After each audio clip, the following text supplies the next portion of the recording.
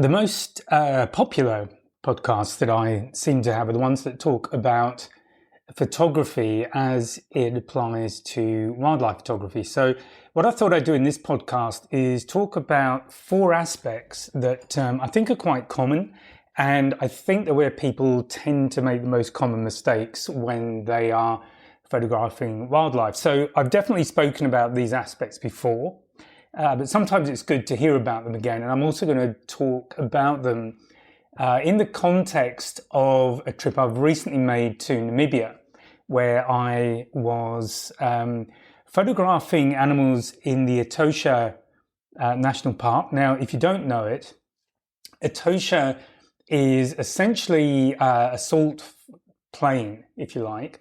There is vegetation around, but it's a pretty harsh environment, and it's in many places sort of very white with salt. So my initial impression, to be honest, in certain locations was, okay, how do I make something of this? Because the kind of photographs I like to take and that I certainly think about when I think of wildlife involve a lot of greenery, so vegetation, trees, that kind of thing.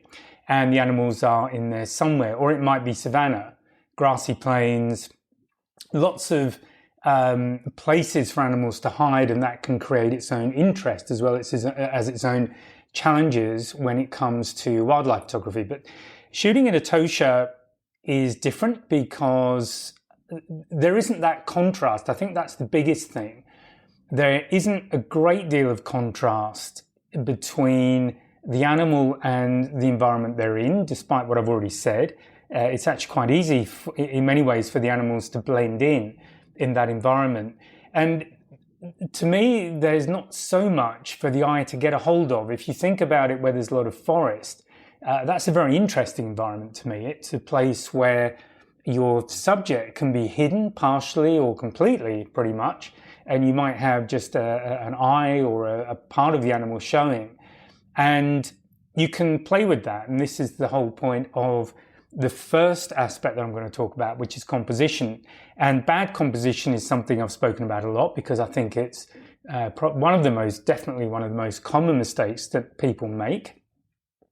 And where bad composition starts is people tend to slap their subject right in the center of the frame. So that's really boring in most cases. Not in every case. There are definitely situations where it's good to have the subject right in the middle of the frame. That you can use that in all sorts of ways. However, for most subjects, it's nice to have them off-center somewhere. So I've spoken about rule of thirds before. It's one of the common composition rules, if you like, that you can use, but it gives you a good place to start. And if you use the rule of thirds, that will immediately create some sort of interest in your photograph, because what you're then doing is starting to use space and creating empty space or negative space, some people call it. I don't like that phrase because to me there's nothing negative about it. It's simply creating space for something else to happen, and that could be filled in by the viewer's imagination. So for example, if you've got an animal looking to the left and you place them over in the right hand part of the frame, so there's a lot of empty space in front of them, it gives them space to be looking into, if that makes sense. So in that picture, they're looking into that space that's on the left-hand side of the frame, and who knows what's happening there. It might be something that's about to happen. Maybe they've seen something, and the suggestion you've made by positioning the animal that way is that whatever they've seen is over on that side of the frame somewhere. So that's just kind of very basic stuff, but it does allow you to put a bit more interest in the photograph. And there's also lots of other things you can do with composition, which I've spoken about before. And if you decide to buy one of my courses, I will talk about it a lot more to you. So composition for wildlife. Think of the visual storyteller. So this is another thing that I talk about a lot, but you are telling a story. You're making certain suggestions to the viewer about what's going on with that animal. It might be the environment that they're in. There might be some threat to them. They might be looking for food. They might be looking for water. They might be part of a group. They might be alone. do you want to, for example, amplify that sense of isolation? Maybe pull out, do quite a wide shot of the animal with a lot of empty space around them and put them in the context of possibly quite a harsh environment and they're on their own. So there's all sorts of things you can do with composition. Once you get into it, to me, it's a very interesting subject. It's a very interesting thing to play with, and it will definitely make your photographs different from people who slap the subject right in the middle. So that's, I guess, a good starting point for composition. In terms of what I was doing in Namibia, one of the things I was keen to do was to show the kind of environment that the animals live in. So I did quite a few wide shots. One of the things I did use a lot when I was photographing at water holes was to use the reflection of the water, because often there wasn't much else around. It might have been very dusty. You might get some sort of salty ground that's fairly white, maybe a few rocks, but there wasn't much else, and maybe the odd really kind of dead-looking tree, the sky, obviously. But if you've got a reflection there, then that will add another layer to the photograph. So I guess on the composition side, that's one thing to look for. Just other things in that environment that you can bring into the shot that will create a level of interest, just bring that shot alive. So I guess that's all I'm going to say on composition for now. It is a subject I could talk about quite a long time, but I won't. So another one you're likely to find, though, and certainly I found in Etosha, was harsh lighting. So the thing to remember, particularly if you're in a tropical country, is that the best times to shoot are really the golden hours, and the golden hours are first of all the hour immediately after sunrise, and then the hour immediately before sunset. So basically when the sun is fairly low in the sky, then you've got, it's a softer light. Often it's a more orangey kind of light, which can add that hue to whatever you're photographing, which you may or may not like. Some people really like it. For others, it's a bit of a distraction, particularly if you want to get the true color of the animal. That can be a distraction. But certainly the time you don't really want to be shooting is middle of the day, when the sun is directly overhead. You get these very harsh light. It tends to burn out all of the colors. You basically see a lot of white things in a bright light, and maybe some sort of vague shapes in there. But it is quite a hard thing to photograph, and definitely when it comes to photographing animals at that time of day, it's definitely not ideal. One of the things, again, I like to try and get is to get down, and I've spoken about this before often, is get down to the eye level of the animal.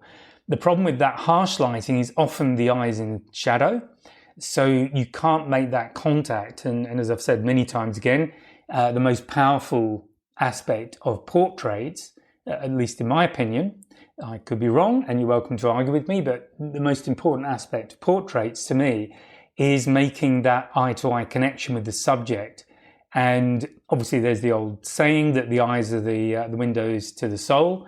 Whether you go for that or not, I think there's definitely a more powerful connection with the subject when you have that direct eye contact. So in harsh lighting, that is very difficult to achieve. You're certainly much more likely to get it at golden hour. So what do you do with photographs you've had to shoot in harsh lighting? Well, the chances are you're dealing with a level of overexposure, or you've got to be very careful with the exposure you're using to try and control the exposure. Anything that isn't overexposed is likely to be not that well defined anyway. So perhaps one way to use those images is to think about using them in black and white, taking the color out completely, and just experimenting with the contrast in the image to see if you can produce something that is a little bit different. Because on some occasions, I've found that I really struggle to get the color where I want it to be, where I feel it's right. And again, something I've said before, what I use as a guide when I'm looking at my color saturation and how vibrant I'm making everything, I try and get, if there's grass in the photograph, I'll try and get grass looking normal. What I think is normal looking grass anyway. And that serves as a reference for the intensity of the colors the other colors that are in the frame, and particularly the colors on the animal itself. Because it's very easy to get fur looking, a kind of more intense than it really is, and then the animal starts to look a little bit unreal, and it all gets a little bit cartoony. Look, it depends on what you're going for. You might like these really vivid shots. Maybe you want something that's a bit more abstract, but if you're looking for something that's perhaps closer to what the animal looks like in reality, then you do need to be very careful with how much saturation you use. So if you have a situation where you've had to shoot in harsh lighting, for a start, it's very difficult to get the colors accurate because the camera is really struggling to get an exposure that works for the animal itself. Obviously, you can choose where you're taking your exposure from by knowing how your camera works and how it measures exposure and what point it uses to measure the exposure. But beyond that, it does get a bit tricky. So I would certainly suggest one thing to think about is to make those photographs black and white. Now, I always shoot in color. I always shoot raw. So I never change that. But this is the beauty of doing post-processing in digital photography, is that you've got a lot of things you can do once you've acquired the shot and you pop it in the software, and then you can experiment with both composition, which I've spoken about already, and how you're using color to create an image that has impact and might be different to what other people are seeing. And another thing that I definitely spoke about in the last podcast, if you listen to that, don't delete photographs straight away. Often when we shoot them, we do a bit of chimping, which is the phrase used to have a look at the image on the back of the camera while the animal's still there. Not a good idea, because that's generally when things happen. But if you are looking at that picture immediately afterwards, or soon afterwards, within a few hours, it's very tempting to just delete it. So I suggest that you don't. I suggest that you keep that image for at least 3 months and then look at it again. And the reason, as I've said before, is that when we look at the image immediately after we've taken it, we have in our mind the image that we had in our mind, the photograph we were hoping to take. And if what we've actually got falls short, it's quite natural to feel a bit disappointed. However, if you leave it a few months, you've forgotten what you were, the chances are you've forgotten what you were aiming for in the first place.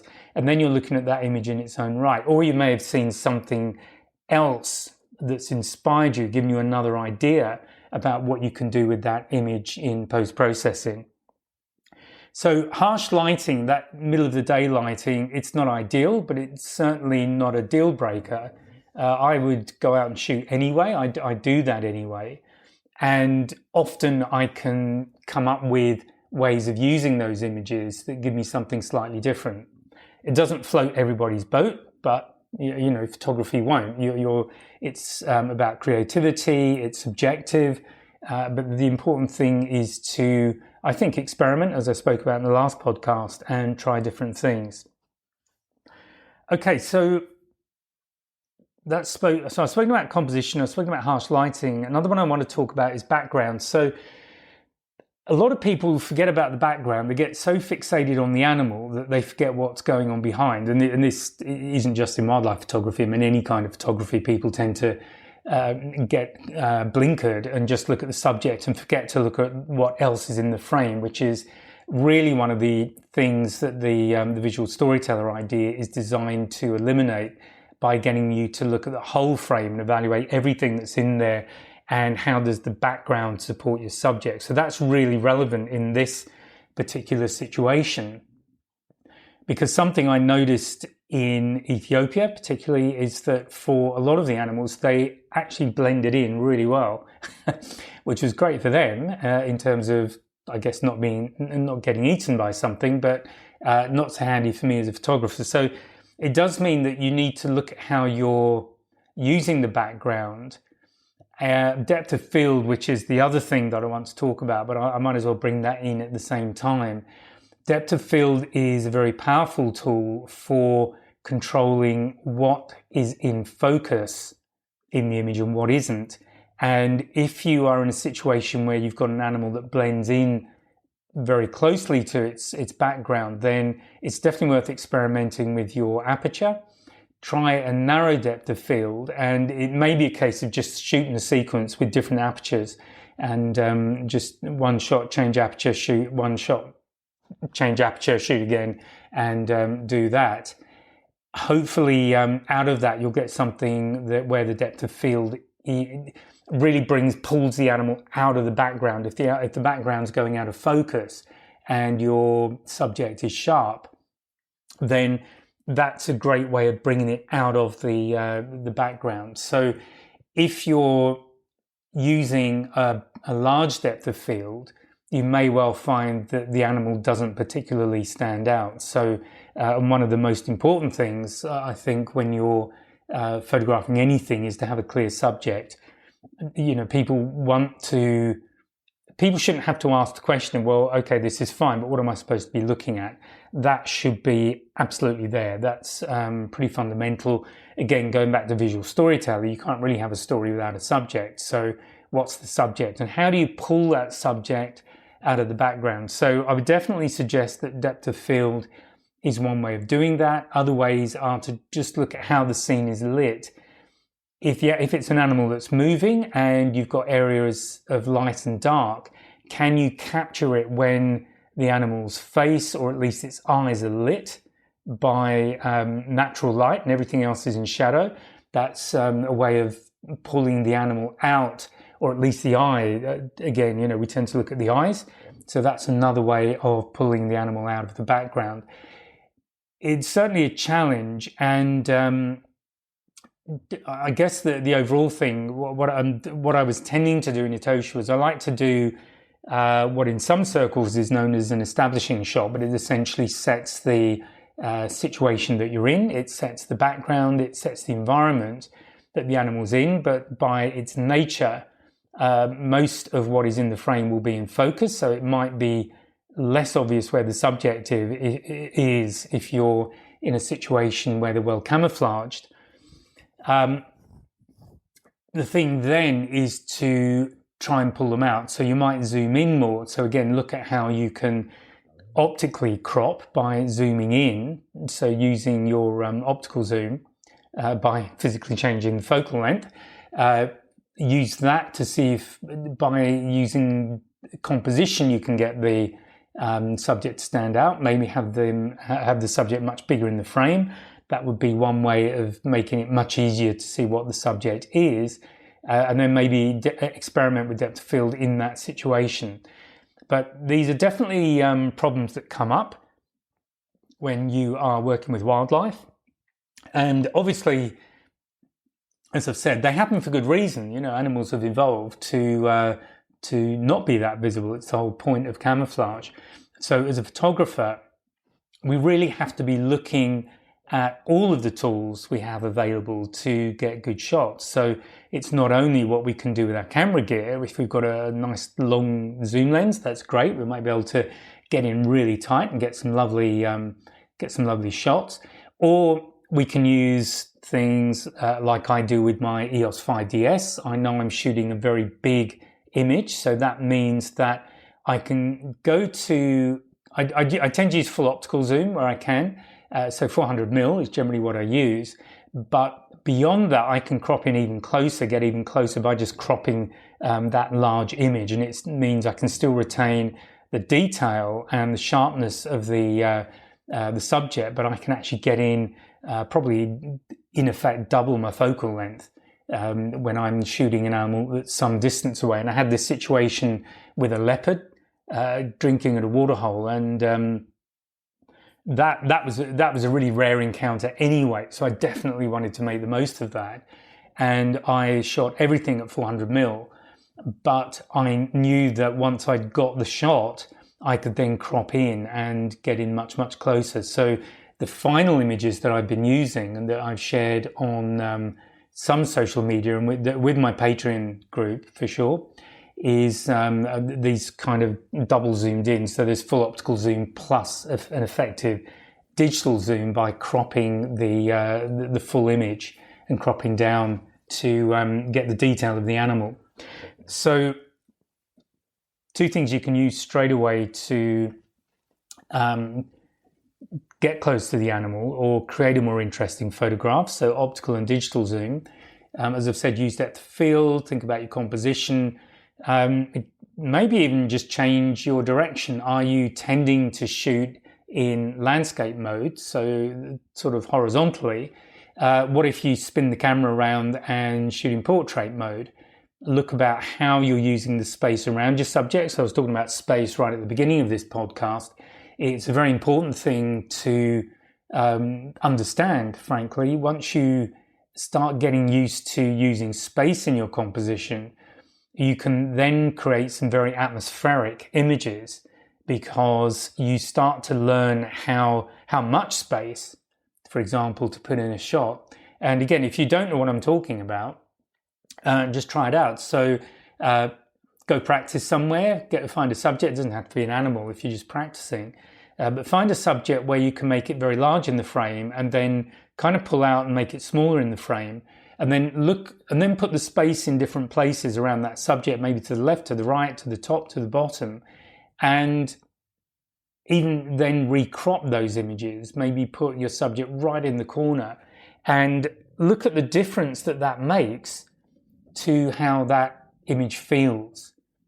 Look at the story and maybe once you finish doing it, maybe leave them for a couple of weeks, just again to get that disconnect from doing the more technical thinking about what you're doing and then going across to just looking at the image as an image in its own right.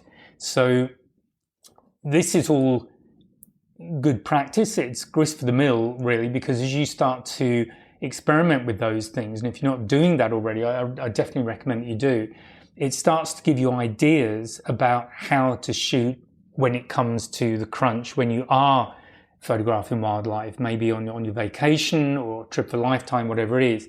By the time you get there, you definitely need to know your camera, and you really need to have a handle on this stuff if you're going to get images that you really love. Even if you're going to crop them later, you've got to have an idea of what to shoot in order to get the best results. So key thing there would obviously be exposure.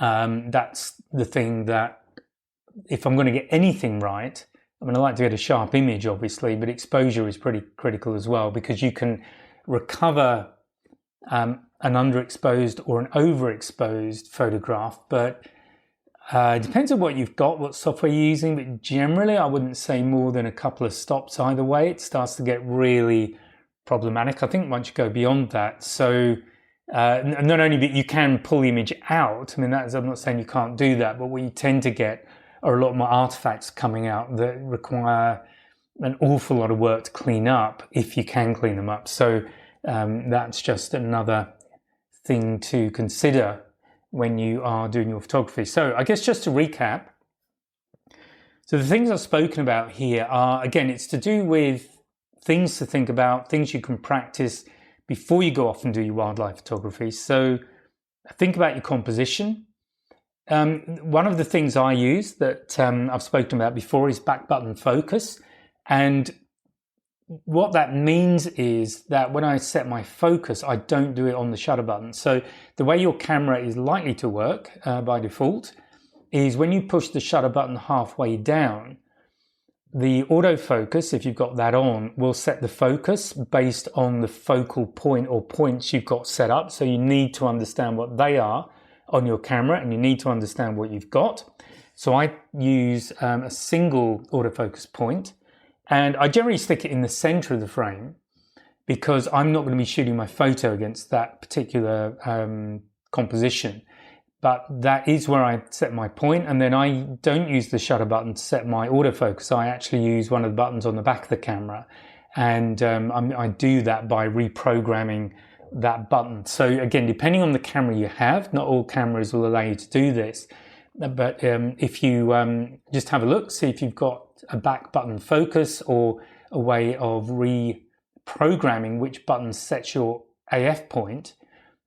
Experiment with that. It does take a bit of practice to get used to, but I have it on both of the camera bodies I normally run with, so it's now become second nature to me, but I just find that much more useful, because once I've set the focal distance, if this is particularly important if you're in an environment where there's lots of things typically in front of your subject, and it might be behind as well, but as you're moving the focus. If the subject is relatively small in the frame, or for example, I was photographing ostriches and giraffes, and I'm trying to get the focal point on their head, and if I'm a little distance away, that is quite small in the frame initially when I'm just trying to set the focal point.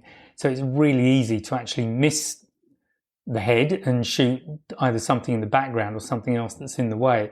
So it means the focal point is set on the wrong thing, and obviously you're then going to get a subject that's out of focus. So do have a think about that, but do get to know how your camera works on focus. And the same with the exposure. Generally that is also set when you press the shutter button halfway down. So you need to again look at how that works in practice on your camera, and look at the options you have to set how the camera is setting the exposure. Is it taking the whole frame? Is it taking a part of the frame? Is it taking a particular point and using that point as that's the bit that has to be correctly exposed? Because that's what's going on one way or another, whether you know about it or not. That's what your camera's doing. All right, so I kind of went off. I sort of veered off course there when I was doing the summary, but hopefully that's useful as well. It's definitely something I've spoken about. And again, it's stuff that I cover in detail in the courses. So as always, if any of this sounds like suddenly starting to sound like gibberish to you, hopefully it's not the way I'm explaining it, but if it doesn't make any sense, do please learn what those things mean. So knowing how your autofocus works, knowing how your exposure works, you really need to understand how they work on your camera, even if you only do it once, so that you set the camera up so it's correct for how you like to shoot. I rarely change how I set the exposure on my camera and where I set the autofocus, because I know how the camera works and I know what works best for me. So it's one of those things I set up once and generally leave alone. It may involve diving into the menus, or you might have more of a summary, a quick access menu, which I do on the Canons by pressing the info button. So rather than pressing the menu button, I press the info and there's a summary there. And generally, certainly for the things I'm likely to change more regularly, that's where I go. But my AF points are certainly in that summary window. So these are things that you will not likely be changing very often, but you do need to get them set up correctly in the first place. And that's why this is important. So if you don't understand them and you don't want to take a course, then do please Google them for your camera model and see how to set them up. Usually there's quite a lot of useful stuff on the web anyway. But if the whole thing is sounding very confusing to you, then I do recommend that you just take a course that takes you from scratch. And in that way, yeah, you're going to hit things you already know, which is great, but it also means that you're going to hit other fundamentals that you might not know or you might have misunderstood. And this is maybe where I know for sure that's where some people have difficulty when they can't seem to get certain things to happen for them correctly. And it's because they've misunderstood how a certain aspect of the camera works, or a certain aspect of photography. So it's always good to occasionally just go back to basics and make sure you've got all the bases covered. Okay, so just to return to the summary, it's about composition. We looked at composition and how you can make the most of it, and also what contributes to getting things like sharp focus, correct exposure. Spoken about harsh lighting. So you might not have a choice, because a lot of mammals, for example, tend to hunt at twilight or at night. I mean, that's how mammals have evolved. So it's depending on what you're shooting with, it's pretty nigh on impossible to get good photographs at night. Certainly even in the evening, sort of twilight time, it can be difficult, and you may end up with quite grainy shots. So to actually see the animal and to get some sort of picture of it, you may well be having to shoot at a time of day that's not ideal. But again, it's as wildlife photographers, we have to sort of deal the hand that we're played, as it were. And so just make the most of it and just have some ideas. Think about ways you can use the photographs you're shooting using what's in front of you, and go from there. And then the final thing really was to talk about backgrounds. And first of all, think about them, look at them, think about how they support the subject. What's the story that you're telling? Are you telling the story of where that subject lives?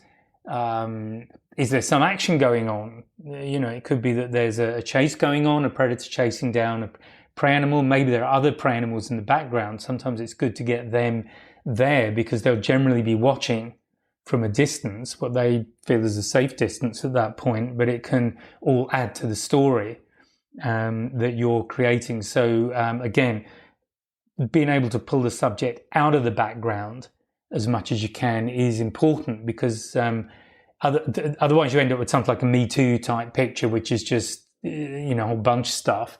The viewer's trying to work out exactly what they're supposed to be looking at, because everything's in focus, nothing's particularly standing out as a subject. So that becomes a so what picture. All right, so as I say, some thoughts there. Hope you found those useful, and I will speak to you again in the next podcast. So bye for now. Oh, and just one more thing before you go. Just remember to drop any comments that you have or questions, and I'll get back to them in a future podcast. And remember that there's a new podcast every Friday. So if you've enjoyed this one, please remember to like and subscribe, and join me on my mailing list, and you'll get a heads up about the latest podcast. So bye for now.